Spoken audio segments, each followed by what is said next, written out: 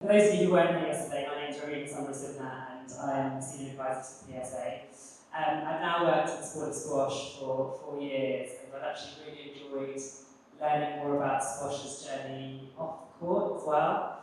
And one of the biggest reasons that I was even attracted to the sport is its position on gender equality.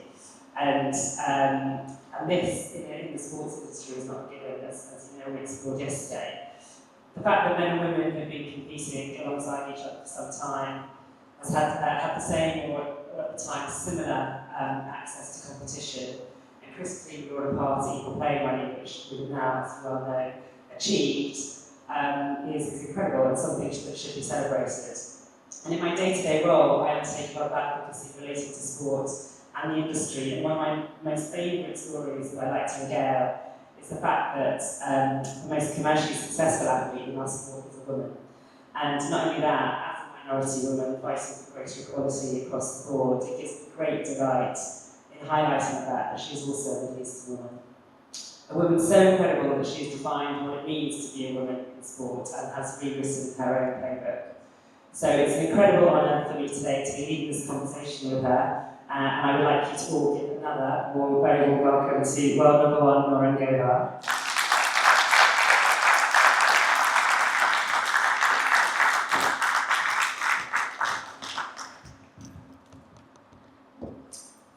Nouran, you run off the court yesterday, I saw you yesterday as well. It's great to thank you so much for being here.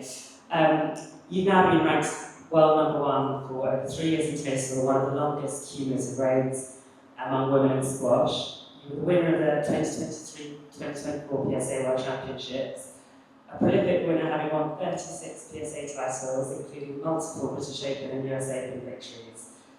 But you came to the sport relatively late, didn't you? Which, as I've been hearing over the last sort of 24 hours, is quite unusual here in Egypt. Yeah, exactly. So I actually, funny enough, I come from a table tennis background. My mom and uncle used to be table tennis champions. Actually, my uncle, Shifa Sekit, competed at the Seoul Olympics 1988, and my mom was the African and Arab champion. So it would have made sense to play the sport, but my dad had other ideas, and he wanted me to get into squash because of many things. Because of the hype of the sport at that time, because of the fact that I think he liked the sport as well.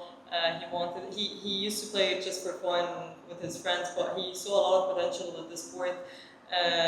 He always thought that, for example, table tennis or tennis in general, there is a limit for it worldwide. Like, Egyptians are not that dominant. At that time, women in squash weren't that dominant. There was only, I remember, maybe Inji, Umneya, they just got started at that time, and they started doing a lot of results, as we saw yesterday, winning the women's team event. Actually, I was there in the semis when they beat Malaysia. I was a 10 years old kid witnessing that. So yeah. And we talked about that yesterday, by the way. Oh, really? The fact that they were inspiring the next generation. Yeah, so I was 10 years old, so I went there for 2 reasons. Obviously, cheering for the Egyptian team, and see my all-time idol, Nicole David, in reality. I had all of her pictures hanging on my wall, and just seeing your idols live is something else. And again, I think that's why in Egypt we're so successful, because you see world champions competing in the court next to you, and they're very generous with their time, and they give you advice, and they're always generous with advice and leading the path. And I was very lucky to grow up in a time where, like I said, Rani, Monet, Angie, all of these incredible women were there. So we had some idols that we could follow, and yeah, I just think that's why I got started. And at that time, everyone told me you wouldn't make it because you're too old. You're 9 years old, which isn't old. But here in Egypt, you should be winning tournaments while you're 9 years old. There's two fascinating. I'd like to come back to that point, but just to start, I think it's really interesting that it was your father who pushed you. Yes. And I got into sport actually largely because of my father. He was an ex-professional athlete as well, and actually dragged me along with my older brother along to sport. It's very unusual, especially in the UK, I'm not so sure about here, but for fathers, the influence of fathers on daughters. And so actually now it's changing because now more fathers are much more aware of that. But that was actually quite progressive of your father as well. So actually, I'm going to push my daughter into sport. Yeah, funny enough, before that, I used to play gymnastics and swimming, and that was I think the choice of both my parents. It's like here in Egypt we call them the basic sports. It gives you flexibility. At the same time, for swimming, you need to know how to swim. So it's more like for stamina and fitness. And but I hated both sports. Like I didn't think that's a game, you know. But when I entered the squash court, I felt like it's a real game. I'm playing against someone, and I'm running around the ball. Like I could see what I'm doing, but when I'm that young and playing gymnastics or swimming, I'm not feeling the outcome of it.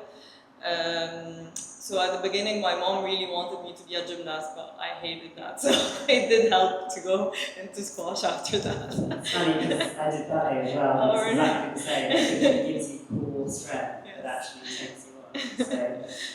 So, on the professionalisation point, I think it's really interesting because I've discussed this a lot around, sometimes professionalisation of sport can not necessarily be a good thing because it does put too much pressure in there. Now we're sort of seeing children growing, and it's not just Egyptian squash, it's all sports from the age of 5. And sometimes I think Joe Barrington's been very open about the fact that he actually left squash at 10 because it was too much pressure, and that's a very recurring story. So actually, perhaps it was to your advantage actually that you only came to the sport late and you're able to hopefully still really enjoy it.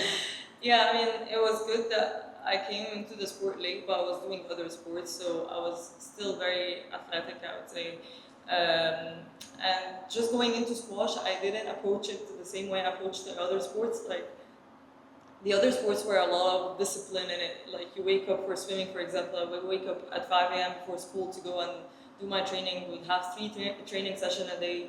As a young kid, when you're 7, 8 years old, you don't understand the importance of that. Gymnastics, where you train for 5 hours a day. So in squash at the beginning, at least, you just do it for an hour or two. And I just saw the fun part of it. And I think that was what attracted me the most at that time. So obviously, I think in my perspective, going into these sports at the beginning helped shape the person I am today, the discipline and the perseverance and the determination that I have. But I didn't like to pursue this as the sports that I want to become a professional in it. So squash was more enjoyable in that perspective. Don't get me wrong, like you still need discipline and everything in squash, but I think as a young kid, I perceived squash as more of a fun sport at that time. Brilliant.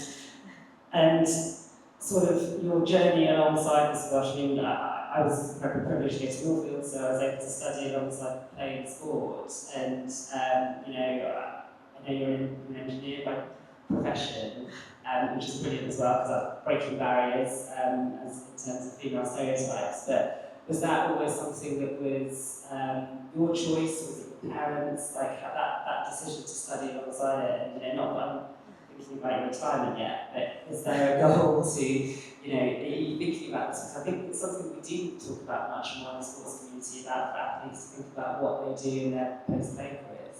Yeah, it's a bit of both. I mean, my parents were never pushy or anything. In contrary, like they always supported my decisions, and they always told me, you make your own decisions, but you take the consequences of these decisions.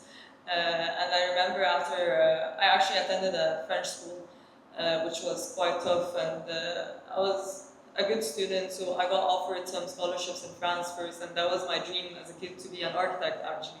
Architect in France, that was my dream all time. But then obviously with squash it would have been hard to do that, and as any good junior squash player, I was offered a lot of scholarships in Ivy schools as well, so I had a lot of good opportunities, but it was one of the toughest decisions to take at that time, whether to pursue squash or to keep on, or like playing professionally, completely professionally, or go to college in Europe or do my degree in the US. So at that time I took a gap year, and I decided I couldn't decide. Like I was like, that's my future. And on the other hand, as well, the career of an athlete is very short. You can keep on playing this game as much as you want, but I think by the age of 30, 35, I'll be retired, probably. So after that, what should I do with my life? And I wanted something as solid as squash, a plan B that is as solid as squash. And I also always had the idea that, God forbids, but you can get injured right away. Like, every single time you step on court, there is a chance that you can get injured, and a bad injury, like ACL or Achilles or whatever, God forbids. But I mean, it's still there. So I always wanted to have a solid plan besides squash, and that's why I told my parents, I was like, I want to be a squash player, but I don't only want to be a squash player. And I feel that's what most of the people misses sometimes, that the athlete is the athlete, yeah, but he's a person as well. He has a lot behind him.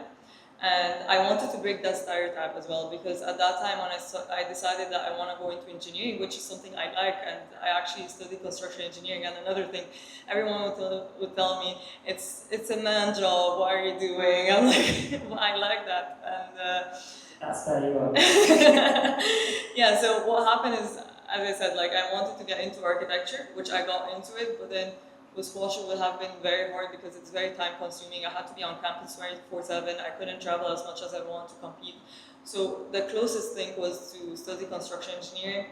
And then I decided after that I want to do masters actually in interior design, which I started taking some courses in it actually, but still didn't finish my degree or whatever. So yeah, and at that time my coach was very unhappy about my decision of being an engineer. He told me, what are you doing with your life? You're top 5 in the world, you're wasting your time. But again, I felt like this is a stereotype that we put limits for the people or the athletes, that you're only an athlete, you cannot do something else. And I decided that I want to graduate and become world #1 at the same moment, and that's what happened. So I graduated in December 2020, and I got to world #1 in July 2020. So that was like a goal of mine. I mean, that's just incredible wisdom, and also bravery to sort of stand up to pressure when your coach is saying focus on the squash, and to have that. No, he literally told me, I'm not gonna hit a single ball with you if you decide to keep on with engineering. I'm glad you said that you carry so just to sort of talk a little bit about that human element, because as an industry that's booming, we tend to sometimes look at athletes as assets. And you're 100% spot on there that you're all human, and we see this on the court. We were just talking about officiating in the last session and the sort of the emotions that happen, and people can be very judgmental off the court. But I think it's really important now more than ever to sort of show the vulnerability, the true person, and actually, again, when we're trying to help bring more people into sports who may have different personalities, to actually say it's okay to be human, and you're not just robots. You can be a robot on the court. But I mean, I think it's widely known that your nickname is the Terminator, and that can be quite tough, I imagine. Yeah, the one to blame is Joey, actually. Sorry, No, I actually love it. I actually think it really fits my personality on court, but it's way, it's not close to what I am off court at all. My fitness coach actually always laugh about it. I drive a Mini Cooper in the US, and I have this cute little case, AirPods case, so I'm the complete opposite of a Terminator, of course. But I feel like it's, when you go on court, it's like game on. You have your game face on, and you're not here to joke around, or at least that's how I see it. That's, at the end of the day, that's my job. I want to do it perfectly, I want to do it the right way. I want to finish my career with no regrets whatsoever, that I did my 100%, if not 150 on some days actually, and I'm very proud of that. Winning or losing is not the case. It's bigger than this. It's proving to yourself before anyone else that you're capable of doing this. That's just who I am and how I like it. And I feel like I think we discussed this a bit yesterday, and I discussed it with some people as well. Like, especially for women in any sport, if they look a bit strong or athletic, or they hit the ball hard, or it's more like a masculine trait for people, they get criticized more easier, I would say.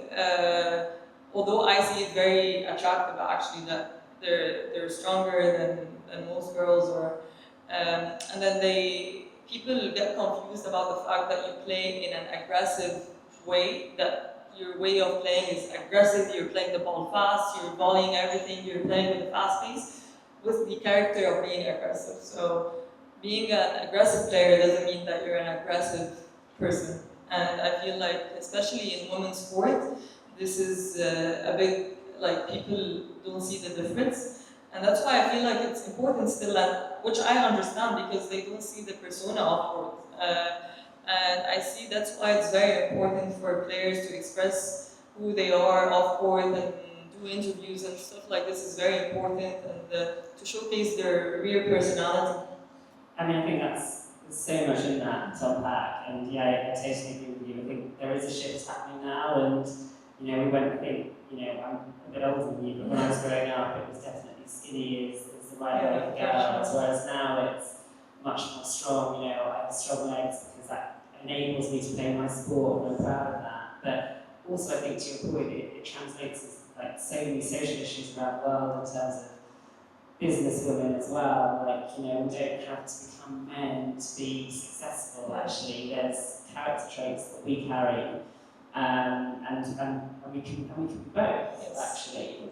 So definitely that role modeling piece. And I guess it's a question that, everything you're saying to me is just your entrepreneurship and your ingenuity when you were sort of growing up. But how much of what you do is actually you being a role model, and are you sort of aware of that when you're making these decisions, that there are millions of young Egyptian girls who are looking up to you thinking, I want to play squash, but I also want to be an engineer? Actually, that's very true. Like, that's the thing that I love the most. When obviously winning titles and everything is amazing, but inspiring girls to come, like when a little girl comes to me and she's like, you know what, I wanted to go into engineering because you did it, and my parents weren't very happy about it. I feel like it makes my whole, not day, my whole week, my whole month, I feel like I did something that really affected others. And even when a girl comes to me, or her parents, and she's like, oh, she's 10 years old, because I was always get criticized for being skinny as a young girl, and actually, funny enough, they told me you cannot even hit the ball, like you're so weak to hit the ball. So when someone comes to me and they're very small, very tiny, and they're like, but we didn't lose hope because you did it, you made it at the end. This is what it's all about. And I actually recently, in a lot of interviews, they have been asking me the question of what would you want to be remembered for, and I always say for my determination and perseverance, and I never gave up on something I really believed I can do. And I always say, if you don't believe in yourself and the whole world believes in you, you'll never do it. So I always feel this is very important. Like, if everyone tells you you're not able to do it, but you truly believe that you can do it, then you can definitely do it. Amazing. So yesterday we spoke with Raheem and Jean, talked about sort of that era of Egyptian women's squash particularly, which is when you grew up, and we're seeing this massive boom, obviously, of this incredible talent, and I imagine with that comes a lot of rivalry as well, because you're up there dominating the top 10. But you've also sort of forged your own path a little bit, and slightly differently, I guess, to the way the ladies were talking about it yesterday. Can you give us a bit of a flavour of that and how that's been for you? Yeah, it's funny enough, if you see the dynamic of how these women got into the sport, it was because of their older brother that got into the sport, and they just followed the same path. But I was the oldest daughter, so I had to choose for myself.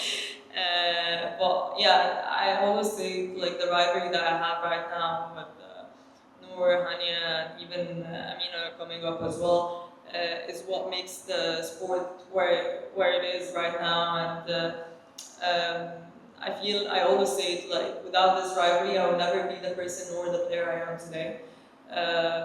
If you keep on dominating the sport, but there is no one like pushing you and pushing the limit of your limits, you'll never improve and you'll never like take this level take this game to another level. And I think these matchups and these rivalries are the main reason where we are today in the women's game, and especially in squash. Like it's so entertaining to watch women's game now. I feel like even the men, like they love watching women's game, which I don't think was the case maybe 20, 30 years ago.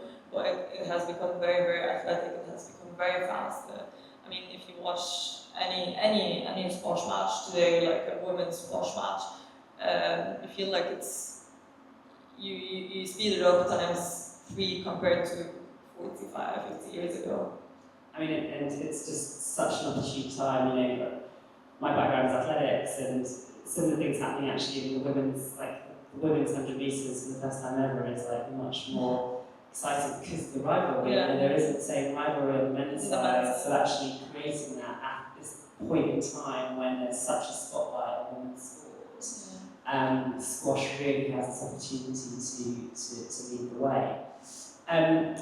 Talked about your future aspirations, but also just as an athlete, you've really got an amazing business here yourself. You know, you've built brand Nouran, and you know, we talked a little bit last night about, especially like the Red Bull partnership, and how, you know, they look for outstanding athletes, and you know, generally they actually look at male athletes as well. So it's incredible, like how you've built this brand that I understand they came to you, right? Yeah, they kept on searching for me for like 3-4 months because I wasn't on social media even. So what happened is I just won my second World Juniors at 18, and then went to Hong Kong 10 days later, won my first platinum event ever. I was seeded number 9. I beat Laura Massaro. At that time, she was, if I'm not mistaken, world number 2 or 1 in the quarters, and then beat Nicole David in the semis, and she was unbeatable in that tournament. She won this tournament 10 times in a row. So that was the first match ever for Nicole to lose in Hong Kong, so it was a big deal. And then beat Amanda in the final. Never beaten Amanda before. I think the head-to-head maybe was 7-love or something going into that match.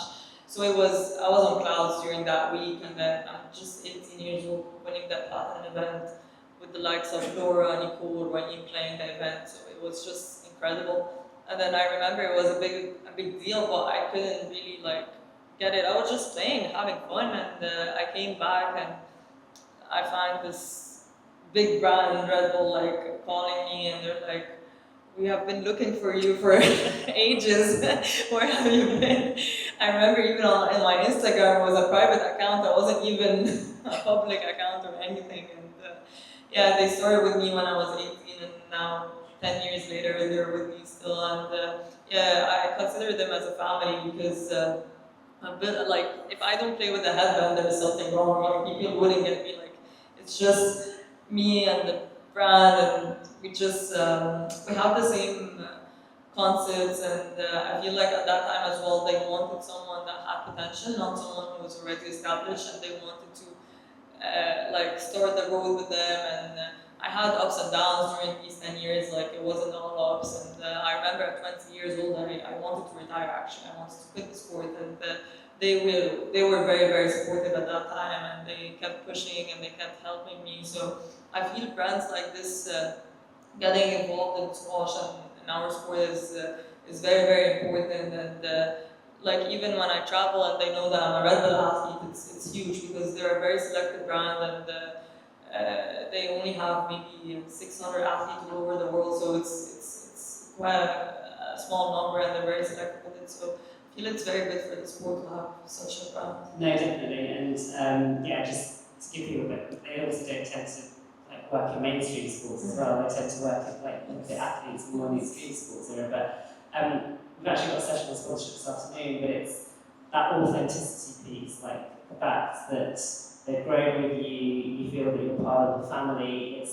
It's like when you're pushing out promotions for Red Bull, and I'm not saying that you do, but any association they get with you is just genuine. And now there's a real shift in the commercial side of sport to create these real, authentic partnerships. But you've been doing that for 10 years, so I can imagine that that's a relationship that will take till we die, because that's genuinely what they're building. Yeah, exactly. And yeah, whenever I'm just injured, but not only with Red Bull, like I've had a lot of other sponsors that have been, like all my sponsors, I've had a relationship of nearly 7-8 years, so at least. So I always like having this. I don't like having a sponsorship just for a year or two and just a hit and run sponsorship. No, it's not about money. Obviously, financials are important and everything, but like you said, like building a relationship and having this sort of not only sponsorship, because I feel like sports is much more than just what happens on court, and it brings the best and the worst out of you. I feel like having this support, emotional support before anything else, is very, very important. And when a brand or a sponsor understands that, it makes you perform on court very, very well, and it makes you not think about the consequences of losing a match or losing this tournament. You know that you have a village behind you, and whatever the outcome is, they're still going to support you for the person and the athlete you are, not for your results, and it's a big difference. I think that values alignment piece is so important, and actually we'll be talking about you as a role model to sort of help other athletes understand that, because it's a really challenging world out there for any athlete to get commercial partnerships on board. So to see you building these authentic, genuine relationships, I think is really important. We're going to come on to some quick Q&A in a minute, but just one thing I wanted to. I watched Nouran last night, and I said to her afterwards, I think it was really great to hear her gratitude at the end of the match. You're a superstar in Egypt and you're playing in one of your home tournaments, but to hear you just say how blessed you felt to be able to do this. I think, again, going back to that point of athletes as human beings, like it's so amazing to hear you still say, I feel grateful to be doing what I love. And again, I think that's a really important message for athletes to be saying, you should be enjoying this. I would be lying if I say I'm always feeling that way. Sometimes I hate it, and it happens. But as I said, I went through a very, very dark phase in my life, athletically and my life in general when I was 20. And I'm not shy to talk about it. I always talk about it. I gained 10 kilos at that time. I hated what I was studying. I hated the sport. But then after this phase, I think this is the best thing that ever happened to me. That I didn't take for granted, because I reached. So again, after winning the Hong Kong and everything, I was on clouds. Everything was going well, going on court, beating everyone. Got to war number 2 when I was 19. Didn't feel any pressure whatsoever, and then boom, it did hit me. I took a big, big slap on my face when I was 20, and then started to lose to people that I dropped from 2 to 8 in like less than 6 months. Started to lose to people that I shouldn't on paper lose to. Hated the way I looked, hated the way I was playing, hated everything about. The pressure was real. Pressure hit me at that time, I feel, and I didn't deal with it in a smart way, I would say. But this is experience, and I'm very, very. It took me 2 or 3 years to go out of this zone again. And then at 22, I got to world number 1. At that time, I was, I think, on a more solid ground, and I did understand, and I did appreciate what I had. I think that was the word that was missing, appreciating and not taking things for granted. And I see even in other sports, you find the youngsters and they always talk about the youngster and coming up, and when they're 16 or 17, and yeah, it's amazing. But they have I always say it's the best phase of your life when you're playing when you're 16, 17. There is no pressure whatsoever, nothing is expected from you.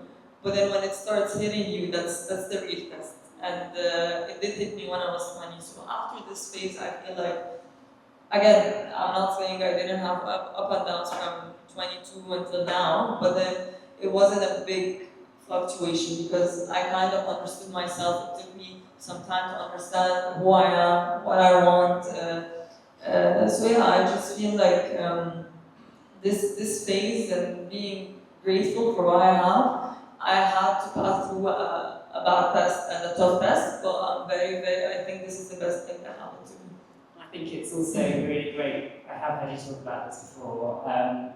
We talked about this briefly yesterday about Gohar syndrome. I think as a young athlete, you're always like focused on achieving that top win, which is still to come because hopefully you're going to go win in 2 years' time. But actually, what happens when you achieve that? You know, I mentioned at the start, prolific winning career. When you get there, it's the sort of, okay, I've done it, now what next? And so it can be all good. It's that support. So I think you talking about that, I hope is helping young athletes who can probably really relate to that as well. Yeah, I hope so because it's tough, and as much as people tell you and they try to explain to you, you wouldn't understand it unless you live it. And experience is not teachable. You have to live it. So I feel this is experience. And again, like I also got injured a couple of months ago, like a year and a half. I had to stay away from the sport for 6 months. But at that time, it was slightly the opposite. I was playing at my best, feeling that I was competing really well, ready to win the world championship, and then boom, I had to be at home. And I did fall in love with the sport again. I feel like at that time, I wouldn't say like I hated the sport because I was far away from that, but I didn't enjoy it as much as I wanted to. And this break really helped me to enjoy and appreciate it. So again, I would be lying if I say I always enjoy it, I'm always grateful, but I do understand the importance of what I do now, and I'm not taking anything for granted. So whenever I'm doing something like this, getting an extra match in front of the pyramids, I know it's no secret that I'm towards more of the end of my career than the beginning. Well, hopefully 5, 6 more years to go, but but I'm not 12 years old. So I feel like I need to start realizing that I'm still very competitive. I still want to win every single match, but I'm still seeing the bright side of things, because when you get too involved in what you're doing, sometimes you forget that it's a blessing. Sometimes you complain too much about the negatives of it, and you're not seeing the blessing of it. And I have to ask you, what does the Olympic inclusion mean for you, and will Nouran be playing in 2028? Actually, it's quite funny because my husband would always make fun of me or tease me at home. Being a 3-time Olympian. So he always told me, you know what, you can be world #1, world champion, everything you want, but you'll never be an Olympian. And I would always.